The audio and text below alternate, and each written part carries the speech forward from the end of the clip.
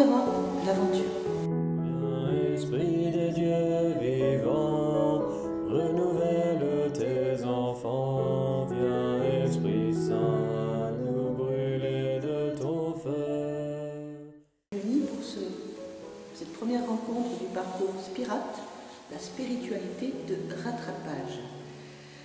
Là, nous allons retrouver Inigo de Loyola après sa conversion, après sa convalescence au château de Loyola, lorsqu'il rêve de partir en Terre Sainte pour connaître le pays de Jésus.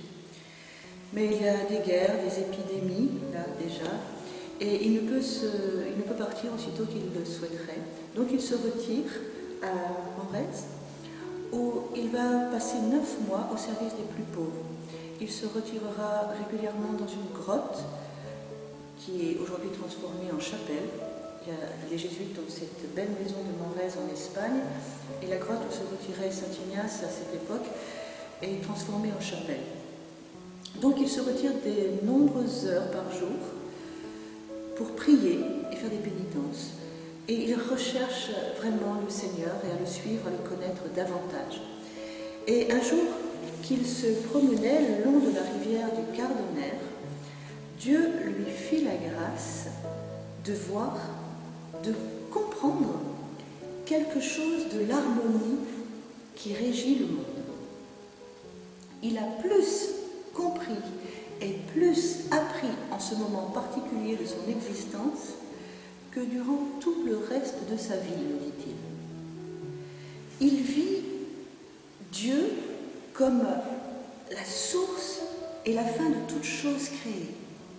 Dieu amour, source et fin de tout le créé, et la place unique de l'homme dans ce plan grandiose. Cette découverte est si importante pour Ignace qu'il va chercher à mettre des mots pour exprimer, pour partager ce qu'il a compris, pour le partager avec les autres, aider les âmes. Ça aussi, c'est un des soucis de Saint Ignace, aider les âmes. Et ces exercices spirituels commencent par le partage de cette découverte qu'il appelle le principe et fondement. Car il y a là un principe sûr et un fondement solide sur lequel construire sa vie. Saint Ignace nous dit « L'homme est créé pour louer, adorer et servir Dieu notre Seigneur, et par là sauver son âme. Et les autres choses sur la face de la terre sont créées pour l'homme, pour l'aider dans la poursuite de la fin pour laquelle il est créé. » En fait, il découvre là que l'existence a un sens, que nous avons un but dans notre existence.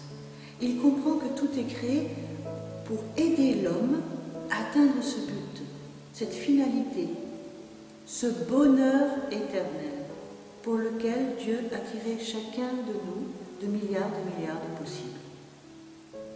Sachant cela, sachant ce bonheur éternel pour lequel nous avons été créés, qui nous attend, l'homme doit parvenir à acquérir la vraie liberté, qui lui permet de poser des choix libres, sans être esclave de quoi que ce soit, et sans perdre de vue la fin pour laquelle il est créé.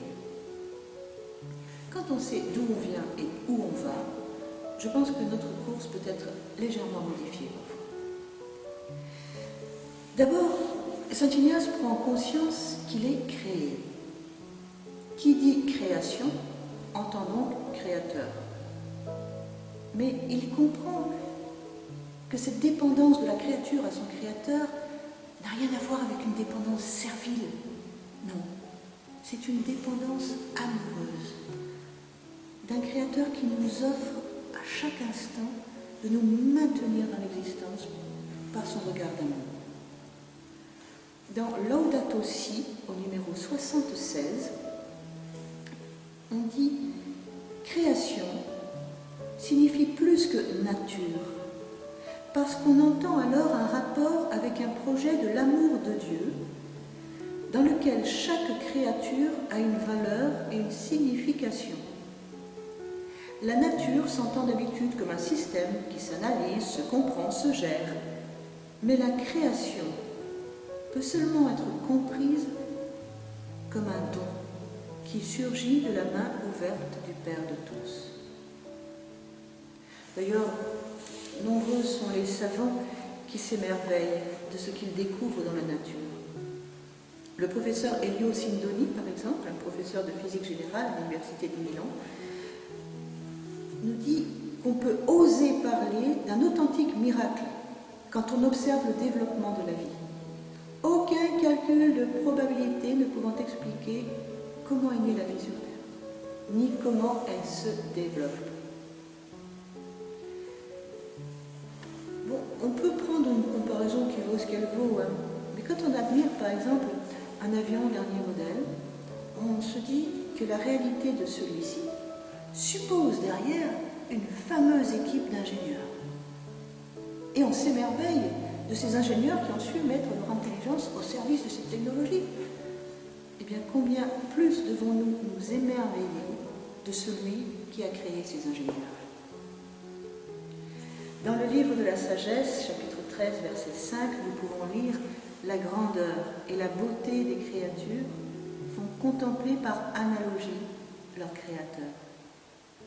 Saint Paul, dans sa lettre aux Romains, chapitre 1, verset 20, « Ce que Dieu a d'invisible, depuis la création du monde, se laisse voir à l'intelligence à travers ses œuvres. » Saint Hildegarde, très en vogue, pas seulement à cause de ses recettes de cuisine, il est quand même docteur de l'Église, nous dit « La création est le vêtement de la sagesse divine, car Dieu ne peut être contemplé. C'est la création qui en donne connaissance, et c'est la foi qui permet de le reconnaître en elle. » Fabrice Adjadj, plus proche de nous, dans son ouvrage « Comment parler de Dieu aujourd'hui », Fabrice Adjadj est un philosophe qui a un langage qui décoiffe pas mal, mais qui nous permet de réfléchir réellement et de garder le bon sens. Fabrice Adjadj nous dit « L'Éternel expose partout ses œuvres et sa ménagerie. Que j'adopte cette juste perspective et toute Olibrius se révèle parole de Dieu. » Point dans ses intentions hostiles, bien sûr, mais par sa présence. C'est la parole de Dieu qui lui confère l'être. C'est l'amour de Dieu qui le tire hors du néant. Il l'ignore peut-être, mais moi, si je suis apôtre du Créateur, je ne peux l'ignorer. En effet, c'est l'amour de Dieu qui nous tire hors du néant. La création est un débordement de l'amour de Dieu. Qu'on le veuille ou non, qu'on le sache ou non, automatiquement, être, c'est être aimé de Dieu. Nous pouvons tous ajouter à notre prénom aimé de Dieu. Charles, aimé de Dieu. Anselme, aimé de Dieu. Christine, aimé de Dieu. Lucienne, aimé de Dieu. Et si nous trouvions l'étiquette de fabrique, nous pourrions lire « Made in cœur de Dieu », 100% pur amour. Ce n'est pas parce que j'existe que Dieu m'aime, mais c'est parce qu'il m'aime que j'existe. Alors ça, c'est un grand saint qui l'a dit, mais je n'ai pas trouvé avec certitude l'origine. Dans Laudato Si, au numéro 65, nous pouvons lire « Chaque être humain est créé par amour, créé pour lui ressembler. » Mais quelle merveilleuse certitude de savoir que la vie de toute personne ne se perd pas dans un chaos désespérant, dans un monde gouverné par le pur hasard ou par des cycles qui se répètent de manière absurde. Le Créateur peut dire à chacun d'entre nous, avant même de te former dans le sein maternel, je t'ai connu. Nous avons été conçus dans le cœur de Dieu. Chacun de nous est le fruit d'une pensée de Dieu. Chacun de nous est voulu, aimé de Dieu. Et ça, c'est quelque chose qui nous est très difficile à croire. Saint Ignace nous révèle là la noblesse de notre origine à tous.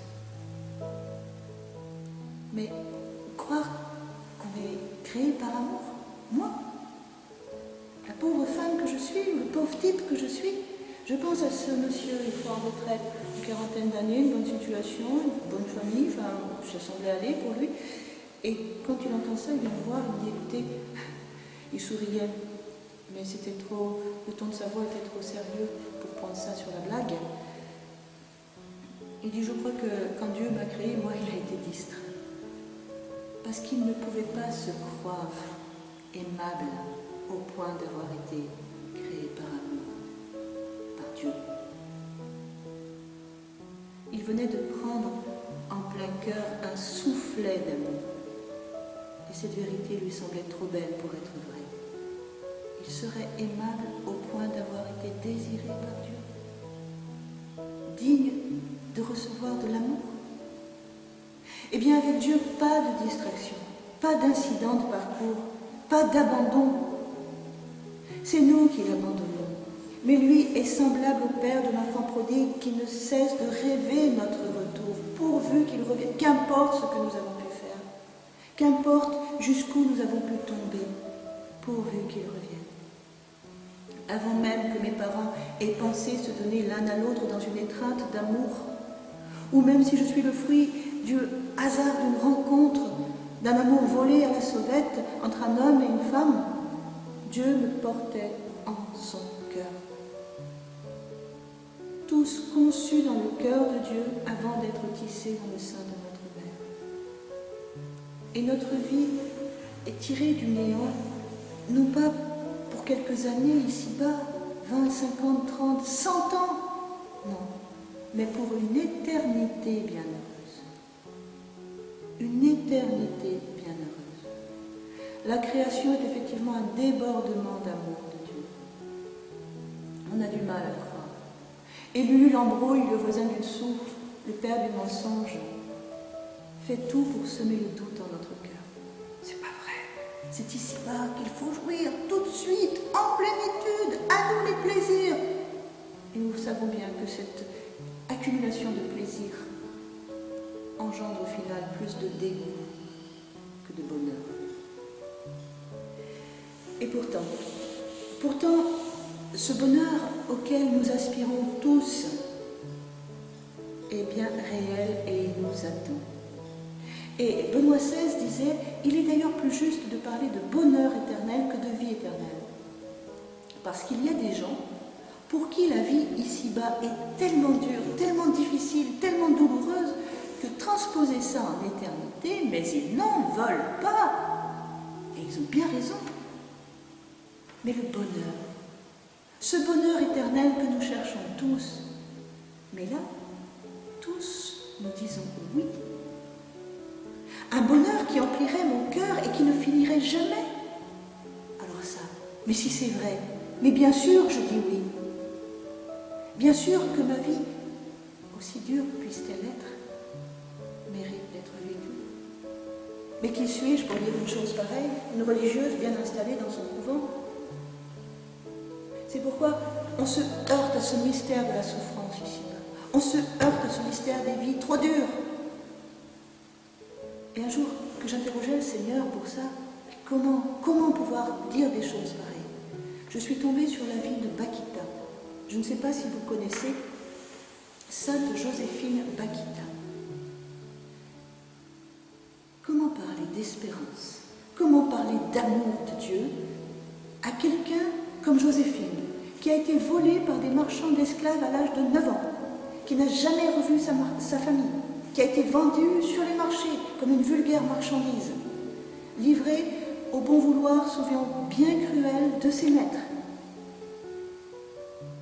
Et pourtant, le jour où elle a appris qu'il existait un maître, un baron, comme elle disait, qui était au-dessus de tous les maîtres, qui était la bonté en personne et qui l'avait créée, elle, la petite esclave, ignorée de tous, sauf de lui, elle, ne comptant pour personne, sauf pour lui,